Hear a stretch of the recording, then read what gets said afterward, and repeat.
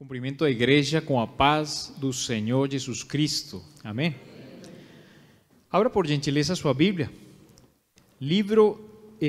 Carta do apóstolo Paulo aos Gálatas, capítulo de número 1, versículo de número 11.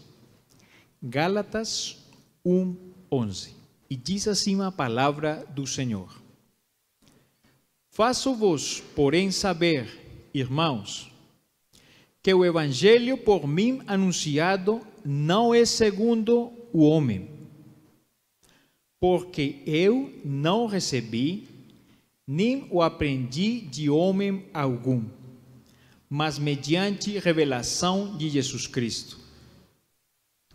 Porque ouvistes qual foi o meu proceder outrora no judaísmo, como sobremaneira perseguia eu a igreja de Deus e a devastava.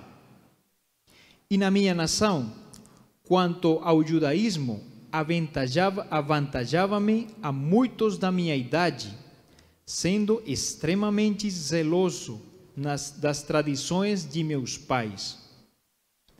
Quando, porém, ao que me separou antes de eu nascer e me chamou pela sua graça, aprouve revelar seu Filho em mim, para que eu o pregasse entre os gentios, sem detença. Não consultei carne e sangue, nem subi a Jerusalém para os que já eram apóstolos antes de mim, mas parti para as regiões da Arábia e voltei outra vez para Damasco. Amém. Pode se assentar, por gentileza.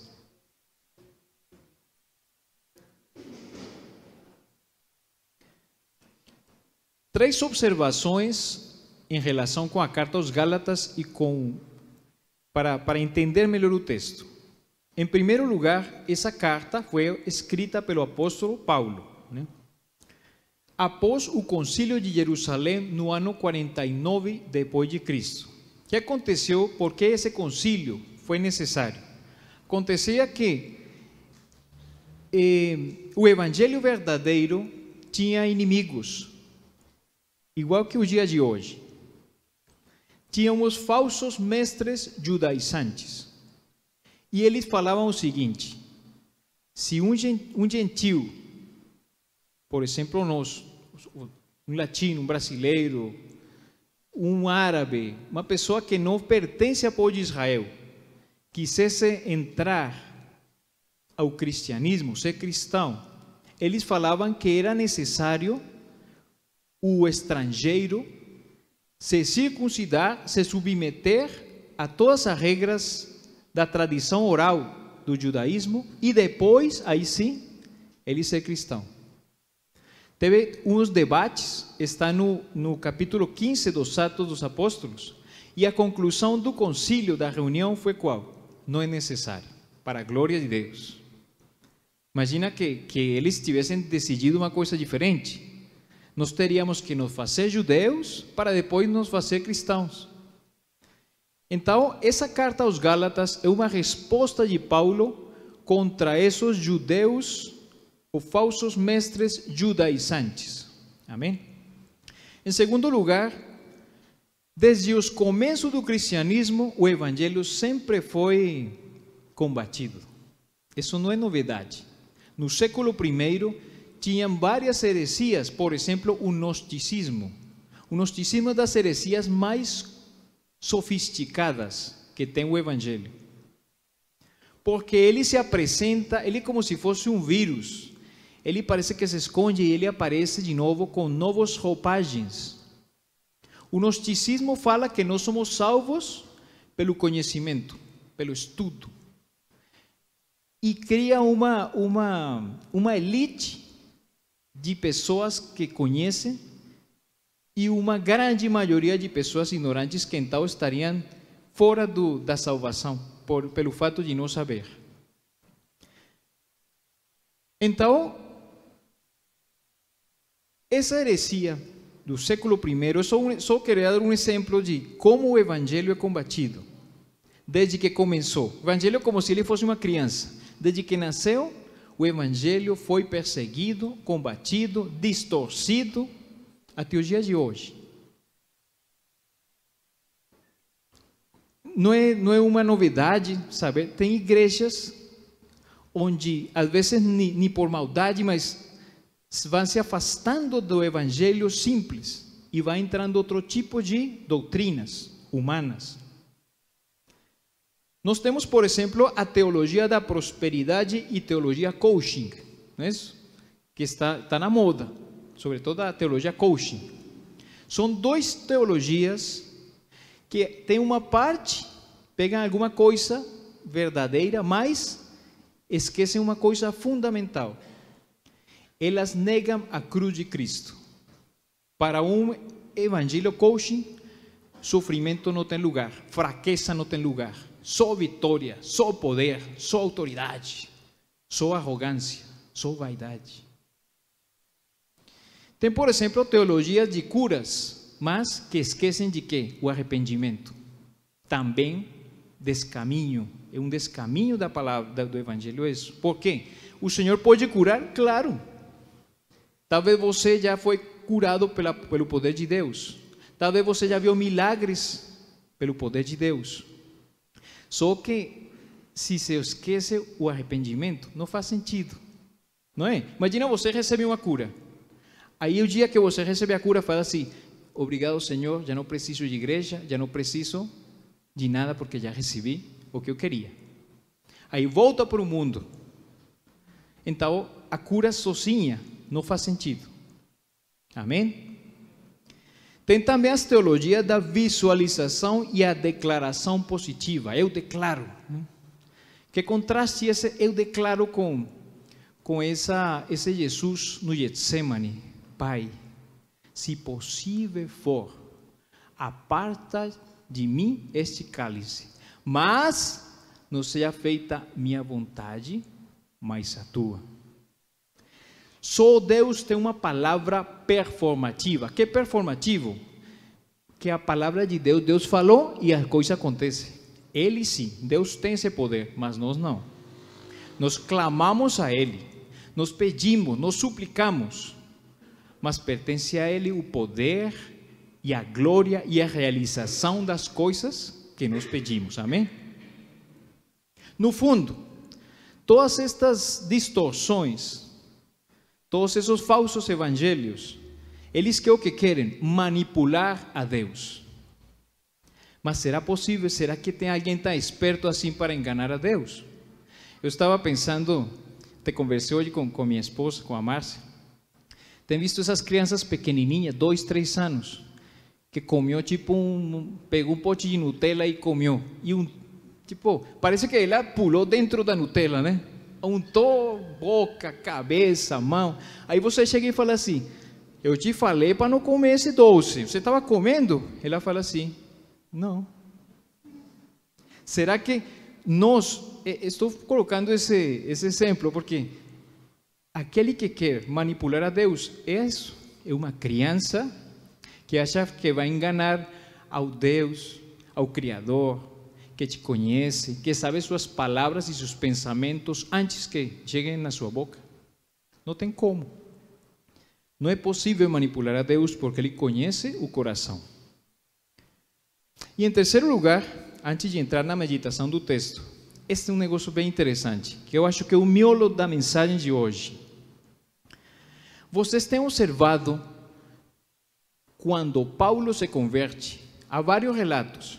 Por exemplo, Atos, capítulo 9, versículo 1 ao 22, Atos 22, do 3 ao 21, Atos 26, e também nos Gálatas, aqui, o texto que limos. Quando Paulo fala da sua conversão, da sua mudança de vida, ele faz uma narrativa diferente. A conversão de Paulo é narrada não como um pecador que abandonou uma vida desordenada, uma vida de bebida, drogas, prostituição, assassinatos, tráfico, não é isso? Mas ele descreve sua conversão como um crente zeloso em Deus que sempre foi, que abandonou a lei como caminho de salvação para entrar no domínio da graça. Olha que interessante. Porque Paulo não falou assim, eu ia em prostíbulos, eu bebia, eu batia, eu assassinava. Paulo não falou isso, não. Ele fala, eu perseguia a igreja do Senhor, eu era celoso, o mais celoso entre os da minha idade. É interessante isso, né? Há uma narrativa nele de mudança que coloca o ênfase não nos pecados particulares, mas uma mudança de sistema de salvação. Ele entendeu que a lei por si mesma não pode salvar, só a graça. E o mérito tudo é de Deus. Amém? Veja, por exemplo, o caso de próprio Paulo. Ele se converteu, ele precisou 20 anos para mudar, para se converter. Talvez em suas atitudes algumas coisas tomaram tempo, mas a experiência dele foi um instante, foi um dia. A caminho de Damasco, uma luz que brilhava mais que a luz do sol, ao meio-dia. Paulo, Paulo, por que me persegues? Aí depois disso ficou cego 3 dias e já mudou de time, né? Mudou dos perseguidores para os perseguidos. Então, vamos meditar um pouco sobre isso. Vamos para o texto. Versículo de número 11. Faço-vos, porém, saber, irmãos, que o evangelho por mim anunciado não é segundo o homem. O verdadeiro evangelho não vem da terra, vem do céu, do alto. Amém? Não é invenção humana. O homem mais inteligente, mais brilhante, todos juntos não podem criar o evangelho de Deus. O evangelho de Deus não é um sistema filosófico. Também não é uma ideologia. Também não é um desenvolvimento humano sofisticado do judaísmo. Não é nada disso. Nesses tempos, como falávamos agora na introdução da mensagem, nos defrontamos com falsos evangelhos. Aqui vou pegar carona um pouquinho nos estudos do GC, né? Que estamos estudando a segunda carta de Paulo aos Coríntios. Segundo estes estudos, os falsos mestres costumavam ser oradores e mestres profissionais da época que cobravam pelo discurso, ou seja, pregadores que monetizavam. Eu não sei, provavelmente agora também temos isso. Pessoas que para ir a pregar no lugar cobram dinheiro. E parece que entre mais cobram, eles são mais reconhecidos. Tudo isso é contrário ao espírito do Evangelho. O que de graça recebestes, de graça dai. Também, por exemplo, estamos vendo um Evangelho arrogante e triunfalista que nega a cruz de Cristo. O Evangelho que faz ênfase na eloquência, exibições de autoridade, show de milagres, show de revelações, execução de sinais. Deus pode fazer milagres, sim. Deus pode revelar coisas, sim. Mas a ênfase do Evangelho não está nisso. Qual é o sinal do Evangelho verdadeiro? A cruz de Cristo. Não tem como. Paulo é um exemplo disso. Paulo foi perseguido, foi chicoteado. Estávamos estudando agora no GC que ele recebeu 5 quarentenas menos 1 de azotes. Imagina isso. Parece que ele não dava mais de 40 porque a pessoa podia morrer. Aí colocavam 40 menos 1 como limite. Aí então davam 5 e deixavam o cara descansar e depois pegavam ele de novo. E pegavam ele de novo. Paulo foi preso várias vezes. Naufragou. Vocês sabem que os judeus, eles não são um povo de navegantes, como os fenícios, como outros povos da história. Eles não gostavam muito da água. Curioso porque ficam na beirada do mar Mediterrâneo. Mas nunca vemos em toda a Bíblia. Eles, a exceção da arca, eles não eram um povo de conquistar o mar. Eles eram mais bem como, tipo, gostavam mais de ficar na terra, né? E então, por exemplo, isso nos mostra perdi já não sei porque estou falando daquela parte dos navegantes, mas enfim, evangelhos arrogantes e triunfalistas. Pela negação, Paulo naufragou. Ele naufragou várias vezes também. Só para mostrar que porque você é crente, alguém vai falar, você continua sofrendo, você tem um monte de problemas, você tem um monte de dificuldades. Glória a Deus por isso. E se Deus permite, é por alguma coisa. Esse sofrimento na sua vida tem algum propósito. Tem sofrimento na vida que a gente pode superar e evitar, mas tem outros que simplesmente você tem que acolher. Não é isso? O evangelho verdadeiro nunca nega a fraqueza, o sofrimento e a perseguição. Amém? Nesse negócio de só vitória, só tipo espiritualidade do super-homem, isso não existe, isso não é cristão, isso é coaching, isso é outras coisas, mas não é o evangelho de Cristo. Amém? Versículo de número 12. Porque eu não recebi, nem o aprendi de homem algum, mas mediante revelação de Jesus Cristo. O verdadeiro evangelho é revelado, é uma revelação divina. Por exemplo, o caso de Paulo, foi o próprio Jesus que ele a caminho de Damasco, encontrou com Paulo e falou com ele e se revelou a ele, o próprio Jesus Cristo. E Paulo fala isso, ninguém pregou para mim, o próprio Senhor ressuscitado foi quem me comunicou o evangelho. É interessante também que o próprio Paulo interpreta sua experiência como o quê? Como uma experiência, uma aparição pascal, uma aparição. Você lembra lá nos evangelhos, depois que Jesus ressuscita, começa a aparecer. Aparece aos discípulos de Emaús, aparece para as mulheres, aparece para Maria, aparece para os pescadores, que Pedro está na barca, tira a roupa e se lança emocionado, porque o Senhor está na praia. Paulo entende ele, quando se encontra com Jesus, como uma aparição do ressuscitado. Fala em 1 Coríntios, capítulo 15, versículo 8. E ao final, depois de todos, foi visto também por mim. Ele está contando, né, o evangelho. Depois de tudo, foi visto também por mim. É bem interessante que esse Deus de Israel, olha, voltemos para o assunto de Paulo. O Deus de Israel, na cabeça dele, era Deus que mandava ele perseguir os cristãos. Ele estava cumprindo a vontade de Deus. Mas esse próprio Deus se manifestou no rosto do seu próprio adversário, Jesus, ressuscitado. Paulo, por que me persegues? Meus irmãos, precisamos ler e meditar muito a palavra de Deus, para que um dia, por obra do Espírito Santo, ela nos seja revelada. Sem o Espírito Santo, a Escritura é como se fosse um livro fechado.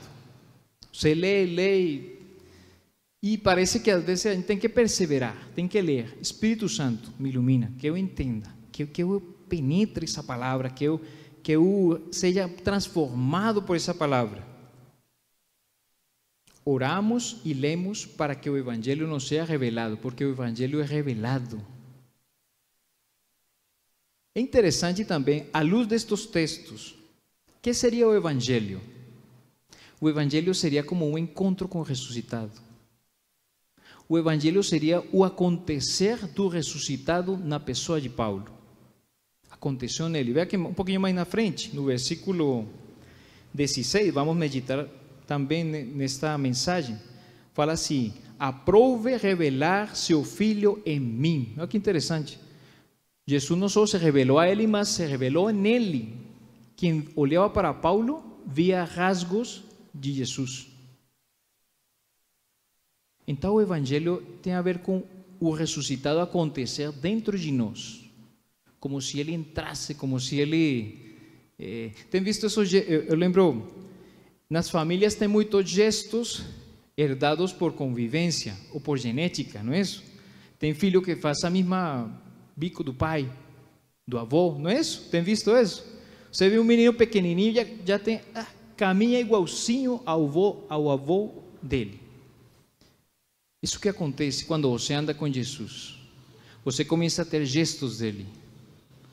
Aí fala assim como falou Paulo: aprove revelar seu filho em mim. A propósito dos batizados do sábado, que coisa linda, 13 almas se batizando. O batizado, o que aconteceu com uma pessoa para falar assim: eu agora vou me batizar? Ele teve um encontro com Jesus. Alguma coisa aconteceu, senão não iria para lá. A experiência nossa como cristãos depende de esses encontros. E devemos procurar esses encontros. Versículos 13 e 14. Porque ouvistes qual foi o meu proceder outrora no judaísmo, como sobremaneira perseguia eu a igreja de Deus e a devastava. E na minha nação, quanto ao judaísmo, avantajava-me a muitos da minha idade, sendo extremamente celoso das tradições de meus pais. Então, a experiência de Paulo na sua conversão tem um antes e tem um depois. E isso é igual a qualquer experiência de pecado. O pecador fala assim: eu bebia, eu fazia e agora não faço mais. Paulo também fala assim: eu antes e eu depois. Qual é o antes de Paulo? Versículos 13 e 14 que acabamos de ler. Ele não chamava Paulo, chamava Saulo, ou Shaul, como o rei que perseguia Davi. Saulo, o judeu zeloso, vamos chamar ele assim. Esse era o antes dele. Saulo, o judeu zeloso. Celoso das tradições de seus pais. Então, de aqui podemos tirar vários ensinamentos. Primeiro, o judaísmo legalista é uma religião contrária ao cristianismo. Óbvio. Eles estavam tão obcecados com cumprir a lei até seus mínimos detalhes, que veio o Messias, esperado durante milhares de anos, e não reconheceram, porque curava o dia sábado, por exemplo. O sistema legalista da religião tem falar assim, é uma falsa religião, na verdade. E Paulo descobriu isso, e por isso ele se converteu do sistema da lei para o sistema da graça. As tradições humanas não podem igualar e menos substituir a revelação escrita. Isso é muito importante. É o que falavam os padres da Reforma, só a Escritura. Por quê? O que acontecia com o judaísmo? Os ensinamentos orais dos judeus eram complementares à Torá e à lei escrita, sim? E gozavam de igual status que a própria lei escrita. Olha que perigo isso. É dizer, nós temos uma palavra escrita, certo? A palavra de Deus, sim? Temos a palavra de Deus, amém? Mas, às vezes, ao lado da palavra, no tempo do judaísmo, tinha umas tradições orais, de regras, de lavado de mãos, de não sei o quê, uma quantidade de coisas. Eles consideravam que a palavra e as tradições estavam à mesma altura. E isso degenerou numa religião legalista que afasta o homem de Deus. Esse perigo existe conosco também. O crente, nós temos uma tendência ao legalismo. Então, nós temos que ter cuidado com isso, observar que nunca a misericórdia fique para trás, que nunca a humanidade fique para trás. Porém, há um valor profundo na tradição. Por exemplo, a própria Escritura. Antes de ser Escritura, ela foi a experiência de um povo. e depois de ser experiência virou escrita. Então a tradição é importante, claro que é. Só que tem tradições que são humanas, que são acréscimos à palavra, e essas tradições nos afastam de Deus. E qual é a pérola desse erro religioso? Vamos falar assim. Que é o que um legalista acredita, que ele é salvo por méritos e pelo próprio esforço. Você lembra aquele texto da Bíblia, está Lucas 18:11. O fariseu, posto em pé, orava de si para si mesmo, desta forma: ó Deus, graças te dou porque não sou como os demais homens, roubadores, injustos, adúlteros. Poderíamos acrescentar a lista: bêbados, imorais. Não é isso? Quando você se coloca numa posição em que você se sente melhor, você está caminhando o caminho do legalismo. Todos somos pecadores. A própria palavra fala isso. Quem fala que não é pecador mente. Amém?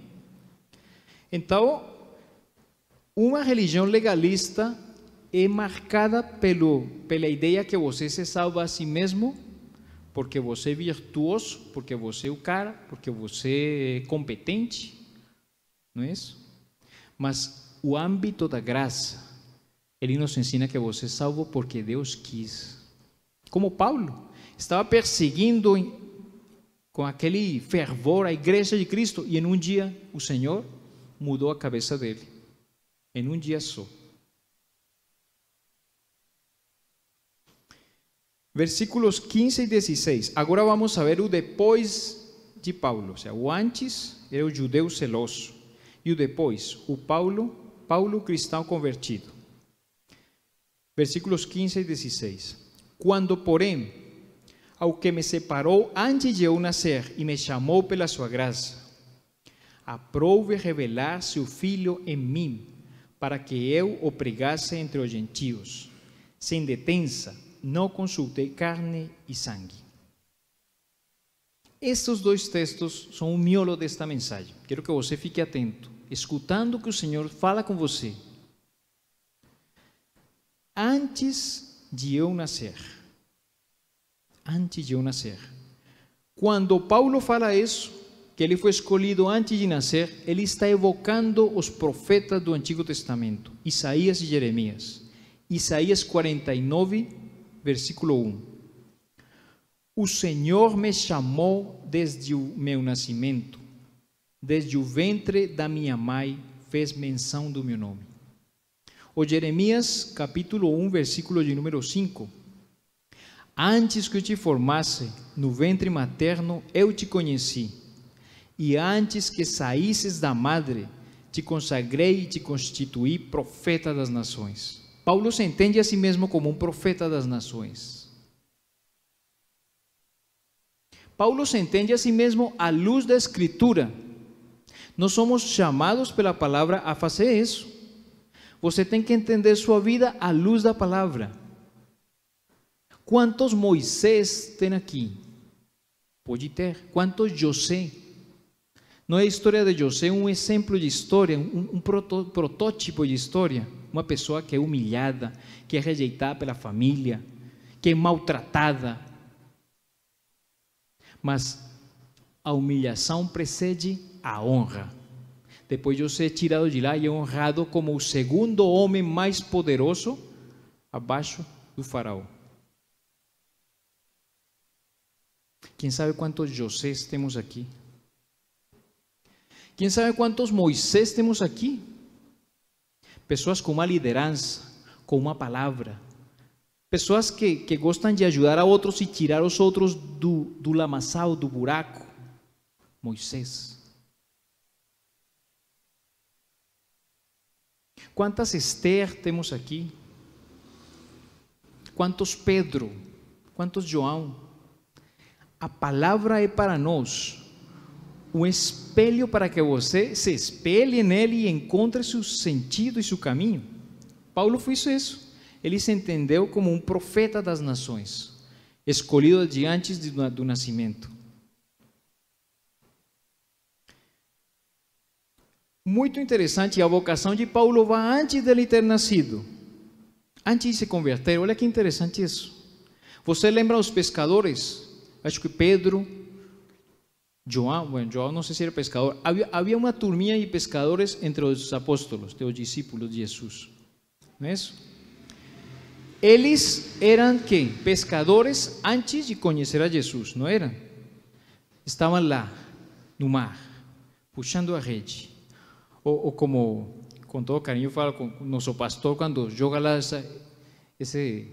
fica pescando lá no lago onde fazem os batismos, aí naquele lugar, esperando, pacientemente, não é isso? Lutando com o peixe, porque o peixe não quer ser pescado. Esse é o dilema do pregador, porque quem está lá na frente, em geral, o coração está duro e fala: não quero, me resisto. Mas você tem que pescar, né? O peixe não quer ser pescado, mas precisa ser pescado. Olha que interessante. Os apóstolos estavam sendo treinados antes de se converter. Pedro não sabia que quando lutava com o peixe, já estava se preparando para, depois de encontrar o Senhor, ele pescar o quê? Homens. A partir de hoje serás pescador de homens. Olha que interessante. E isso vai antes de você conhecer o Senhor. Eu quero te fazer um convite. Medita sobre isso. Qual é sua missão? Que é aquilo que está desde antes. E que agora ficou mais claro que quando você conheceu a Jesus. Mas você está sendo treinado desde antes de conhecer o Senhor. Para algum propósito. Todos, sem exceção. Como você encontra isso? Você tem que olhar sua vida, suas experiências, não é isso? As coisas que você faz, o serviço que você presta. Tem pessoas, por exemplo, que nascem para cuidar de outros. Você acredita? Que coisa tão difícil. Mas tem pessoas que nascem para isso, sempre cuidando. Pessoas assim, cuidava os irmãos menorzinhos, cuidava os vizinhos, cuidava a criança daqui, depois cresceu e a mãe morreu e teve que criar 12, 13 filhos. Não tem histórias assim? Cuidar de outros. Eu quero te convidar para isso. Medita à luz dessa palavra e tenta descobrir qual era essa missão, qual é a missão que Deus tem para você, que está presente diante de você conhecer a Jesus. Fala também: me chamou pela sua graça. Esse acontecimento de Paulo mostra que Deus é soberano. Olha que Deus é soberano. A gente às vezes, se fosse vontade de Deus, Ele pode convertir a pessoa mais perversa deste mundo, assim, ó. Claro que sim, Deus é soberano. O que aconteceu com Paulo também. Ele era um perseguidor e assim o Senhor falou: vou chamar o Paulo, por que me persegues? Saulo, por que me persegues? Então Deus é soberano. Ele experimentou em si o que falam os padres da reforma, a graça irresistível. Olha que interessante, expressão tão linda, não? É uma graça que você não consegue resistir. O Senhor pode converter qualquer ser humano, por perverso que ele seja.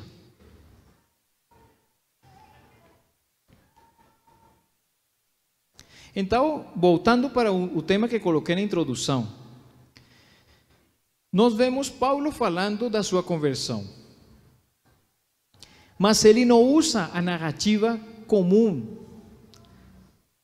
Eu bebia, eu prostituía, eu fazia isto, eu fazia aquilo. Ele fala diferente. Não porque ele não fizesse essas coisas, não sabemos. Só Deus sabe. Mas ele fala diferente. Ele usa palavras diferentes. Falam alguns teólogos que esse fato de Paulo fazer isso, ele o fez de propósito, para sublinhar, para enfatizar, para ressaltar, né, a originalidade da salvação pela graça. É por graça, meus irmãos. É por graça. Que coisa difícil de entender. Que coisa difícil de entender isso para nós. Nós sempre queremos mérito. Não, eu trabalho, eu conquisto, eu. Esse é o caminho do fariseísmo e do judaísmo legalista. Esse é o caminho que Paulo transitava quando chamava Saulo e não tinha conhecido o Senhor. Mas ele entrou numa coisa que chama graça, onde ele não tem mérito nenhum, que foi oferecida para ele porque Deus quis. Não porque ele fosse o cara, nem porque ele tivesse, ou porque era inteligente, ou porque falava várias línguas, nada disso. Mas nós sempre estamos assim, entre o legalismo e a graça. Essa palavra de hoje, ela nos invita a isso. Clamar ao Senhor, Senhor, que eu entenda, que eu viva, que eu sinta essa gratidão, foi de graça. Não é por você ser você. O dia que a gente começa a falar assim, não, eu não sou assim, eu não mexo com droga, eu sou melhor. Opa, cuidado. Que esse aí é um vagabundo, não trabalha, eu trabalhei, por isso eu tenho. Opa, graça. Isso foi o que descobriu Lutero. Lutero, um monge agostinho, lá no século 1500, não é isso? Ele descobriu isso e começou essa revolução que chamou a Reforma Protestante. Por isso, porque ele entendeu que não era por esforço nosso, era uma coisa que se recebe de graça. Claro que a gente tem que, aí uma parte que nos corresponde, mas enquanto a salvação se refere, é de graça. Amém? É de graça. Por isso Paulo escolheu falar da sua conversão de uma maneira diferente. Porque se Paulo falasse assim, eu bebia e agora já não bebo mais. Agora já não sou como esses beberrões que ficam lá no boteco. Opa! Está falando igualzinho ao publicano, ao fariseu. Graças te dou, Senhor, porque eu não sou como os outros homens. Amém? É de graça. O mais original do cristianismo, o mais lindo, é esse ponto. Somos salvos pela graça irresistível de Deus, que não olha para suas capacidades, para suas experiências, para seus gabaritos, para suas vaidades, porque diante dele todos somos pecadores, todos. Não tem nenhum. A palavra fala isso nos Romanos. Não há um só. Todos somos pecadores. Cuidado quando você esteja nessa posição. Ser polícia, né? É fácil entrar nisso. Que esse cara aí, opa. Você pode estar aí também. Você não está aí por pura misericórdia de Deus. E se você dar bobeira, esse cara pode sair daí e você pode ir para lá. Paulo se converte de um sistema de salvação para outro. Do sistema legalista para o âmbito da graça. Aprove revelar seu Filho em mim. Cristo se revelou a Paulo, já falamos isso. Mas é Cristo que se revela em Paulo, que se mostra em Paulo. O cristão é como se fosse um outro Cristo. Aqui o nosso pastor fala pequeno Cristo. Um cristão é um pequeno Cristo. E veja que interessante, já para ir finalizando. Aprove revelar seu Filho em mim para que eu o pregasse entre os gentios.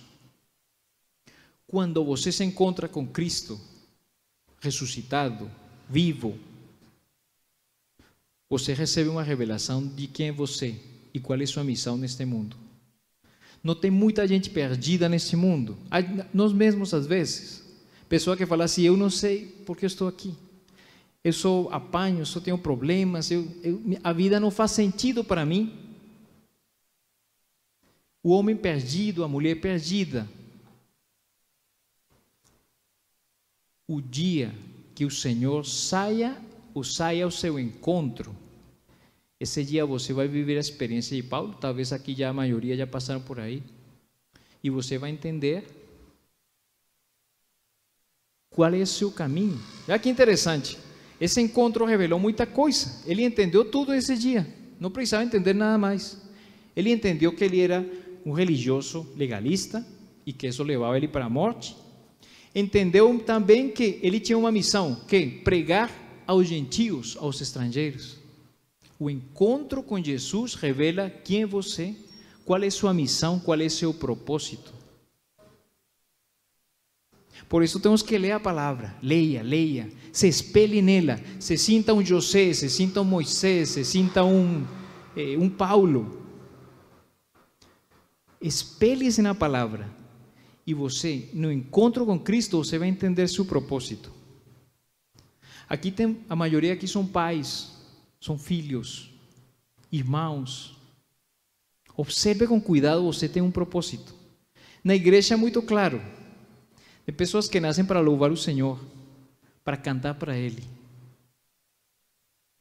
Tem pessoas que nascem para ensinar, para instruir. Tem pessoas que nascem para cuidar. Tem pessoas que nascem para abençoar. Descubra esse propósito. Paulo encontrou. Você pergunta, Paulo, qual é você está neste mundo por quê? Para pregar o evangelho aos estrangeiros, aos gentios. Que coisa mais clara, não tem nada mais claro que isso. Pedro é visto como o que pregava para os judeus, e Paulo o que pregava para fora lá.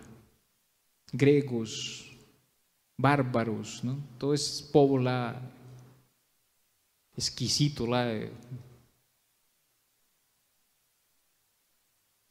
O encontro com Jesus revela quem nós somos. Quem é você? Qual é o sentido seu aqui? Você tem um propósito, meu irmão e minha irmã, querido e querida. Você não está aqui à toa. Você é um Moisés, você é um José, você é um Josué. Observe que não é tão complicado. Observe sua vida. Vai observando que coisa você faz, que coisa você gosta de fazer, como você costuma ajudar as pessoas. Aí você vai encontrar seu propósito. E entendido isso, você vai reforçar, porque agora entendi. O Senhor quer que eu faça isto.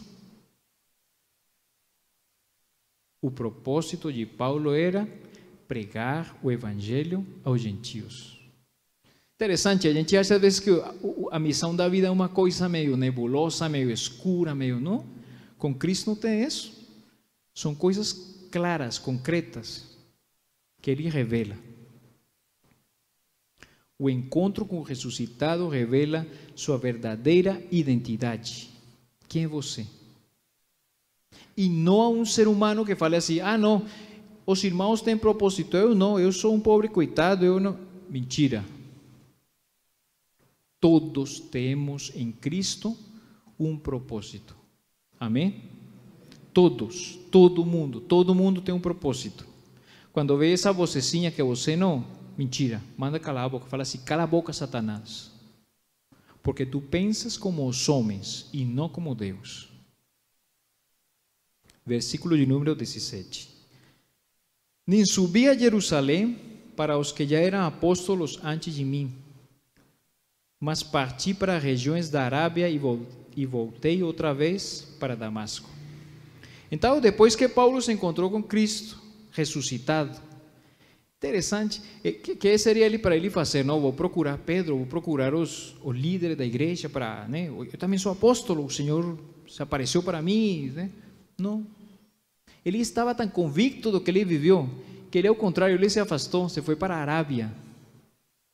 Tem visto lá no mapa, né? Tem uma pontinha que eu acho que é onde está o Monte Sinai, e lá tem um deserto enorme. Ele foi lá para esses cantos e ficou 3 anos lá. Fazendo o quê? Orando, escutando o Senhor, se preparando. 3 anos, ao mesmo tempo que Jesus, no ministério público. Aí depois desses 3 anos ele voltou para Damasco e depois ele se encontrou com Pedro, com João, com Tiago. E eles reconheceram que ele era um verdadeiro apóstolo.